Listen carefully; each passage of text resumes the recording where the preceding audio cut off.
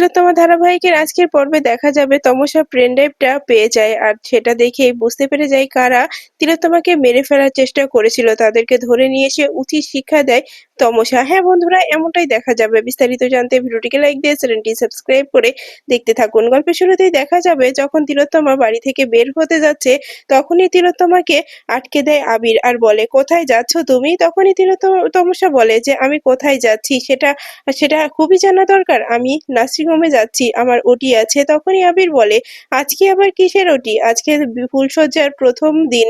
ফুলশয্যার পরে সকালেই তুমি চলে যাচ্ছ তোমার ওটি করতে? এটা কোন ধরনের অসভ্যতামি হচ্ছে তোমার? তখনই তিলোত্তমা বলে, কিসের অসভ্যতামি করলাম আমি যে আপনি এ কথা বলছেন আমাকে? তখনই আবির বলে, তে তুমি বাড়ির নতুন বউ, তুমি আজকেই চলে যাচ্ছ ওটি করতে? এটা কি একটু বাড়াবাড়ি হয়ে যাচ্ছে না? তখনই তমসা বলে, আমার কাছে এটা বাড়াবাড়ি নয়। আমার কাছে আগে আমার পেশেন্ট, তারপরে আমার সংসার, তারপরে সবকিছু। আমি আগে আমার পেশেন্টকে দেখবো, ওটি করব, তারপরে বাড়ি আসবো। তার আগে আমি আর বাসায় ফিরবো না। তখনই দেখা যায় তখনই আলিক্ষর বৌদি বলে, কি হচ্ছে এটা? তুমি বাড়ির নতুন বউ আর তুমি এখনই চলে যাচ্ছ? তখনই দেখা যায় যে তখনই তমসা বলে, হ্যাঁ আমি এখনই চলে যাচ্ছি। আমার আমার এখনই কাজ পড়ে গেছে, তাই আমার এখনই যাওয়াটা অনেক প্রয়োজন। তাই আপনাদের কথা আমি এখন শুনতে পারছি না। তখনই রূপকথা বলে ওঠে যে যাক না, ওর হয়তো কাজ পড়ে গেছে তাই ও যাচ্ছে। তখনই আলেখ্যর বৌদি বলে, কেন যাবে? ও যাবে না। ও আজকের বাড়ির নতুন বউ, সবেমাত্র ফুলসজ্জা হয়েছে, আজকে ভোর ভোর উঠেই হসপিটালে চলে যাচ্ছে। এটা একটু বাড়াবাড়ি হচ্ছে। এরপরে দেখা যায় যে কিছু না শুনেই চলে যায় তমসা। এরপরে দেখা যায় তখনই বাড়ির সবাই একে একে নেমে আসে। তখনই অঞ্জলি বলে, কি হয়েছে? এত চিৎকার চেঁচামেচি করছো কেন তুমি? তখনই দেখা যায় যে আলেখ্যর বৌদি বলে, কেন চেঁচামেচি করবো না? তুমি জানো কি করেছে ওই তিলোত্তমা? আজকে সে হসপিটালে চলে যাচ্ছে শুধুমাত্র ওটি আছে বলে। তখনই অঞ্জলি বলে, হ্যাঁ যেতে পারে, স্বাভাবিক, যাক না, এতে সমস্যাটা কোথায় হচ্ছে তোমার? আমি তো এটাই বুঝতে পারছি না।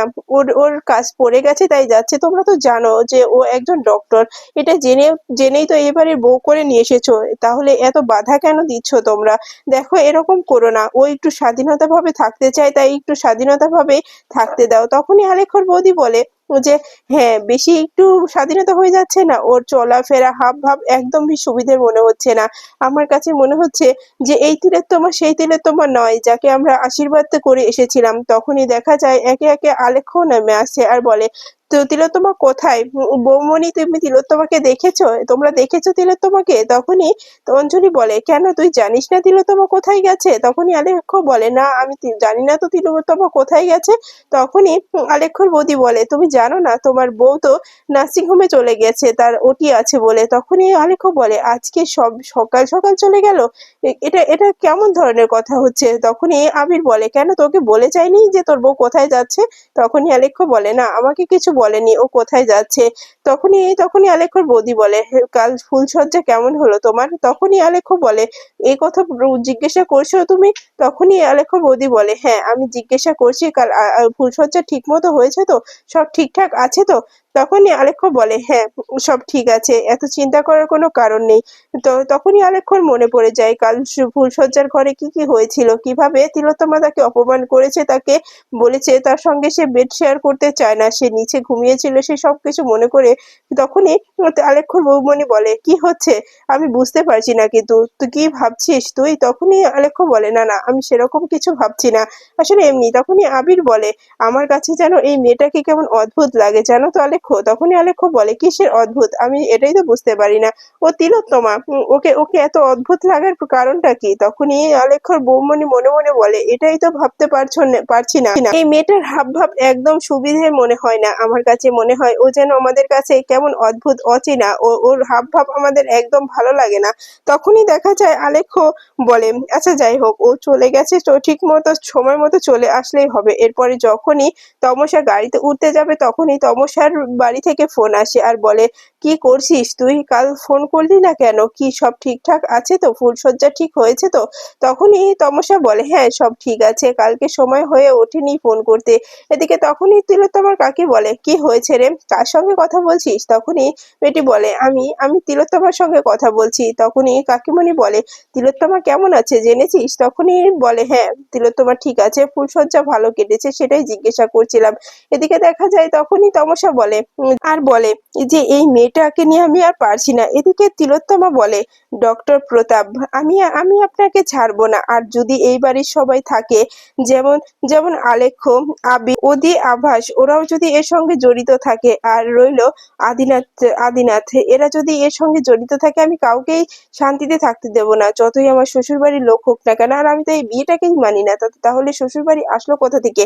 এরপরই দেখা যায় অন্যদিকে ডক্টর প্রতাপ বলে, এই শোনো, আমি তোমাকে একটা দায়িত্ব আবারও দিচ্ছি, তুমি মেয়েটার ছবি ছবি তুলে দেবে। আর যাই হোক, আমার এখনই নার্সিং হোমে যেতে হবে। আমাকে আবির ফোন করেছিল, ডক্টর তিলোত্তমা মুখার্জি, সে আমার নার্সিং হোমে গিয়েছে ওটি করার জন্য। ফুলশয্যার পরের দিন সকাল সকাল নার্সিং হোমে যাওয়াটা একদম ভালো চোখে দেখেননি ওই বাড়ির সবাই, তাই আমাকে এখনই যেতে বলেছে। আর আজকে ওটি কয়টা আছে এটা জানার কথা বলেছে। এরপরে দেখা যায় তখনই প্রতাপের স্ত্রী বলে, এটা কিন্তু একটু বাড়াবাড়ি হয়ে যাচ্ছে, তুমি এমন কেন করছো বলো তো? তখনই ডক্টর প্রতাপ বলে, এটা যে কি কারণে করছি সেটা আমি বলতে পারছি না। যে মেয়েটা ছাদ থেকে পড়ে গেল, যে মেয়েটা মারা গেল, যে মেয়েটার শেষ কার্য হয়ে গেল, তার ডেড বডিটা পুড়িয়ে ছাই করে দেওয়া হলো, যার ডেড বডির সার্টিফিকেট বের হয়ে গেল, সেই মেয়েটা এখন আসলো কোথা থেকে? সেটাই তো বুঝতে পারছি না। এটা একটা রহস্য, এই রহস্যটাকে ভেদ করতেই হবে, তাই আমাকে এখনই নার্সিং হোমে যেতে হবে। তখনই দেখা যায় যে প্রতাপের স্ত্রী বলে, সত্যি আমি কিন্তু তোমার এই হাবভাবটা একদম ভালো চোখে দেখতে পারছি না। তুমি যদি আবার কোনো অন্যায়ের সঙ্গে জড়িয়ে যাও, তাহলে কিন্তু আমি তোমাকে ছাড়বো না প্রতাপ। তখনই প্রতাপ বলে, এই রাখো তো তোমার কথা, তোমার কথা এখন শোনার কোনো ইচ্ছে নেই। আমাকে যে কাজে যাচ্ছি সে কাজে যেতে দাও, আমাকে বাধা দেবে না। তখনই দেখা যায় প্রতাপের স্ত্রী বলে, যেখানে হয় যাও, কিন্তু আমি আবারও তোমাকে সাবধান করে দিলাম যে কোনো অন্যায়ের সঙ্গে তুমি জড়াবে না। এরপরেই দেখা যায় তখনই ডক্টর প্রতাপ বলে, আচ্ছা, আমি তো শুনেছি, আমাকে আর বলতে হবে না, আমি সব কথাই শুনে নিয়েছি, এত কেন বলতে হচ্ছে সেটাই তো বুঝতে পারছি না। আমি আবিরের সঙ্গে কথা বলে নিয়েছি, আবির আমাকে এখনই নার্সিং হোমে যেতে বলেছে, তাই আমি নার্সিং হোমে চলে যাচ্ছি। এত কথা আর শোনার কোনো ইচ্ছে আমার নেই, আমাকে যেতেই হবে। এরপরেই দেখা যায় প্রতাপের স্ত্রী মনে মনে বলে, এই এই যে 27শে জুলাই যে মেয়েটা মারা গেছে, এই মেয়েটার সঙ্গে তিলোত্তমা মুখার্জির কি কি কানেক্ট আছে আমাকে জানতে হবে। যে 27শে জুলাই যে মেয়েটা ছাদ থেকে পড়ে মারা গেছে, এটা কি মারা গেছে না মেরে ফেলা হয়েছে, যার জন্য প্রতাপ এতটা চিন্তিত হয়ে পড়েছে, আমাকে জানতে হবে। এর পিছনে প্রতাপের কোনো হাত নেই তো? আর ওই বাড়ির কারোর হাত নেই তো? আবিরের হাত নেই তো? আমাকে জানতেই হবে, এই বিষয়টা স্পষ্ট করে জানতে হবে। আমাকে চোখ কান খোলা রাখতে হবে।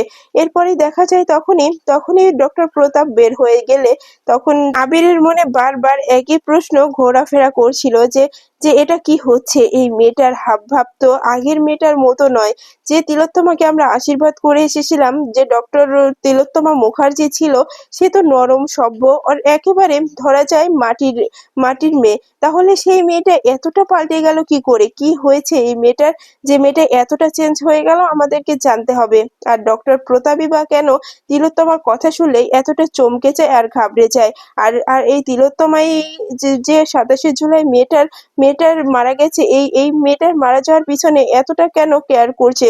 তিলোত্তমা কি জানে? কিছু কি জেনে গেছে? সেটা জানতে হবে আমাদেরকে। চোখ কান খোলা রেখে মেয়েটাকে ফলো করতে হবে, যাতে মেয়েটাকে খুঁজে পেয়ে সবকিছু ঠিকঠাক প্রশ্ন করতে পারি। এদিকে দেখা যায় যে এদিকে আলেখ্য কিছুতেই তিলোত্তমার কথা ভুলতে পারছে না। সে সে বারবার ফুলশয্যার কথাগুলো মনে করতে থাকছে আর বলছে, তিলোত্তমা এমনটা কেন আমার সঙ্গে করছে? ও তো বিয়ের আগে আমাকে বলেছিল যে সে আমাকে বেসেছে, সে আমাকে পছন্দ করেছে, তারপরেই তো এই বিয়েটাকে নিয়ে এগোনো হয়েছে। কিন্তু মেয়েটা আমাকে ফুলশয্যায় কেন এমন ব্যবহার করলো? কেন আমার সঙ্গে বেড শেয়ার করতে চাইলো না? কেন আমাকে দূরে ঠেলে রাখলো? আর বা ওই ফুলের টবটা কিভাবে লড়াছড়া করলো? আমি সেসব কিছুই বুঝতে পারছি না। তিলোত্তমার হাবভাব আমার একেবারে অজানার মতো। মেয়েটা আমার দিকে কি ভয়ানক করে তাকাচ্ছে। মনে হচ্ছে আমার প্রতি মেয়েটার প্রচন্ড রাগ। আর মেয়েটার হাবভাব আমার একদম ভালো লাগছে না। আমাকে তিলোত্তমাকে ফলো করতে হবে, যে ওর মনে কি চলছে আমাকে জানতেই হবে। অন্যদিকে দেখা যায় তমসা ফোন করে সোহমকে আর বলে, শম্ভু, তোমার সঙ্গে আমার কথা আছে। তখনই শম্ভু বলে, কি হয়েছে দিদিমণি, কি হয়েছে? বলো দিদিমণি, তোমার কি কি সাহায্য লাগবে? তখনই তমসা বলে, আমার সাহায্য লাগবে, আমার একটা ওটির রুম লাগবে। তখনই শম্ভু বলে, কি বলছেন দিদিমণি? সে ওটির রুম লাগবে মানে? সেটা কেন? আপনি তো আর ডাক্তার না যে ওটি করবেন। তখনই দেখা যায় যে তমসা বলে, "হ্যাঁ, আমি ডক্টর নয়। আমি ডক্টর নই বলেই তো আমি তোমার কাছে সাহায্য চাইছি সৌম্য। তুমি পারবে না আমাকে এটুকু সাহায্য করতে?" তখনই সৌম্য বলে, "দিদিমণি, আমি সবকিছু করতে পারি। ডাক্তার দিদিমণিকে যেভাবে আমার চোখের সামনে ওরা মেরেছে তার জন্য আমি ওদের শাস্তির জন্য যা যা করতে বলবেন আমি সবকিছু করব দিদিমণি।" তখনই দেখা যায় তমসা বলে, "তাহলে যেটা বলছি সেটা করো। আমার জন্য একটা ওটির রুম রেডি করো। সেখানে আমি ওটি করব। পেশেন্ট রেডি করো।" তখনই দেখা যায় সৌম্য বলে, "চিন্তা করবেন না দিদিমণি, সব হয়ে যাবে। সবকিছু হয়ে যাবে। কিন্তু একটা কথা কি, এখানকার ডক্টররা অপারেশন করে, ওটি করে, কিন্তু সবকিছু করতে হয় আমাদের মতো ওয়ার্ড বয়দের, নার্সদের। তাই আমাদের কাছে এই কাজটা এতটাও কঠিন হবে না। দিদিমণি, আপনি একদম চিন্তা করবেন না। সময় মতো শুধু চলে আসবেন, এদিকের কাজ আমি কমপ্লিট করে দেব।" তখনই তমসা বলে, "আমি যখন ওটিতে থাকবো তখন অনেকেই অনেক কথা জিজ্ঞাসা করবে। আমার ওটিতে যেতে চাইবে, কিন্তু কাউকে যেতে দেওয়া চলবে না।" তখনই শম্ভু বলে, "চিন্তা করবেন না দিদিমণি, আমি সবকিছু ঠিকঠাক করে দেব। এত চিন্তা কেন করছেন দিদিমণি?" তখনই ফোনটা কেটে দিয়ে তমসা বলে, "আমি ছাড়বো না। ওই আলেখ্য ব্যানার্জিকে আমি কিছুতেই ছাড়বো না।" তখনই দেখা যায় যে সিসি বলে, "কি হয়েছে তমসা? এত কেন রিঅ্যাক্ট করছো? আর আমার মনে হচ্ছে তুমি বড্ড বেশি বাড়াবাড়ি করে ফেললে তমসা।" তখনই তমসা বলে, "না, আমি বাড়াবাড়ি করিনি। ওই মেয়েটাকে যেভাবে মেরেছে, আমার বোন, আমার আদরের বোন ছিল, তাকে যেভাবে মেরেছে সেটা আমি নিজের চোখে দেখেছি। তারপরে আমি চুপ করে কি করে থাকতে পারি সিসি?" তখনই সিসি বলে, "আমি সেটা বুঝতে পারছি তমসা। তোমার কষ্ট হচ্ছে, কষ্ট হওয়াটাই স্বাভাবিক। তোমার বোনের এরকম মৃত্যু তুমি সেটা মেনে নিতে পারছো না।" তখনই দেখা যায় তমসা বলে, "হ্যাঁ, হ্যাঁ সিসি, এই জন্যই তো আমি এই সবকিছু করছি। এই জন্যই আমি ওই ব্যানার্জি বাড়ি পুরো পুরো একেবারে শেষ করে ফেলবো। যারা এই অন্যায়ের সঙ্গে জড়িত তাদের কাউকেই ছাড়বো না, আলেখ্যকেও ছাড়বো না।" এরপরই দেখা যায় আবির তখনই ঐশীকে ফোন দেয় আর বৃন্দাকে ফোন করে বলে যে, "হসপিটালে আছিস?" তখনই বৃন্দা বলে, "হ্যাঁ, আমি হসপিটালে আছি। কেন, কি হয়েছে?"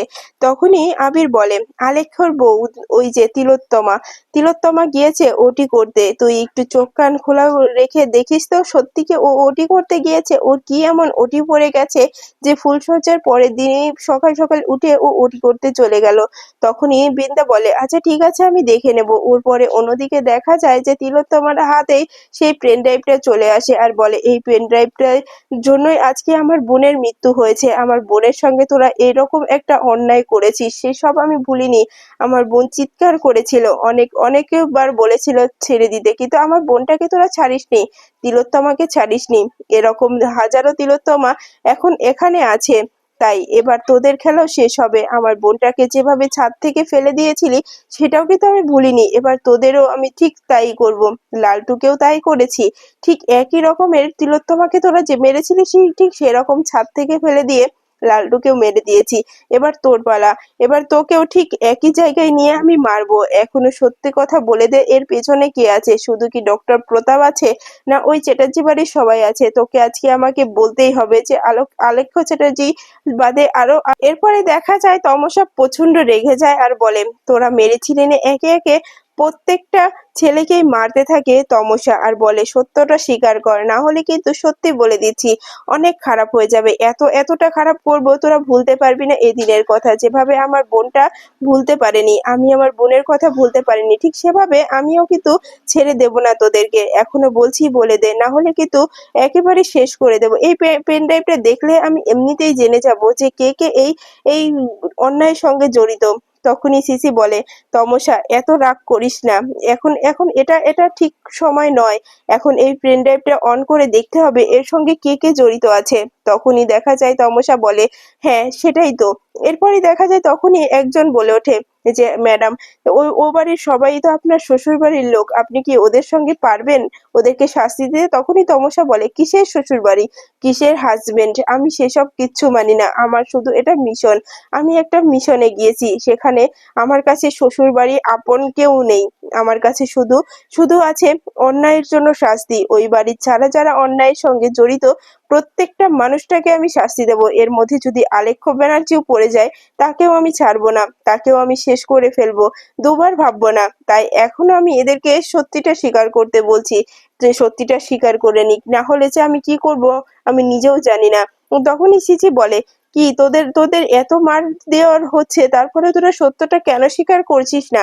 সত্যটা স্বীকার করে দে, সেটাই তোদের জন্য ভালো হবে। না হলে ম্যাডাম যদি একবার রেগে যায় তাহলে তোদের সঙ্গে কি হবে তোরা নিজেরাও জানিস না। তখনই দেখা যায় যে তমসা বলে যে সিসি এটা তুমি চালু করো, আমি দেখতে চাই যে আসল কালফিটটা কে। তখনই দেখা যায় অন করে দেখে